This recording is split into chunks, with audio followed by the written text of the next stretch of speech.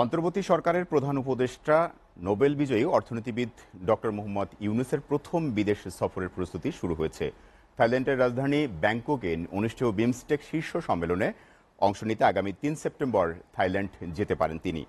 পররাষ্ট্র মন্ত্রণালয়ের কর্মকর্তারা জানিয়েছেন, অন্তর্বর্তী সরকারের প্রধান উপদেষ্টার সফরকে সামনে রেখে সম্প্রতি থাইল্যান্ডে নিযুক্ত রাষ্ট্রদূত ফাইয়াস মুর্শেদ কাজীকে জরুরি ভিত্তিতে ব্যাংককে পাঠানো হয়েছে। তিনি আজ ব্যাংকক পৌঁছেছেন। আগামী ২ থেকে ৪ সেপ্টেম্বর ব্যাংককে বিমস্টেক শীর্ষ সম্মেলন অনুষ্ঠিত হবে। ৭ জাতির আঞ্চলিক জোট বিমস্টেকের ষষ্ঠ শীর্ষ সম্মেলনে ভারতসহ জোটের সব সদস্য শীর্ষ নেতারা যোগ দিচ্ছেন। মন্ত্রণালয়ের কর্মকর্তারা জানিয়েছেন, প্রধান উপদেষ্টা ডক্টর মোহাম্মদ ইউনূস ৩ সেপ্টেম্বর ব্যাংককের উদ্দেশ্যে রওনা হবেন এবং ৫ সেপ্টেম্বর দেশে ফিরবেন। ৪ সেপ্টেম্বর তিনি বিমস্টেক শীর্ষ সম্মেলনে বক্তৃতা করবেন। এই সম্মেলনের ফাঁকে ভারতের প্রধানমন্ত্রী নরেন্দ্র মোদীর সঙ্গে সৌজন্য সাক্ষাতের সম্ভাবনা রয়েছে তার।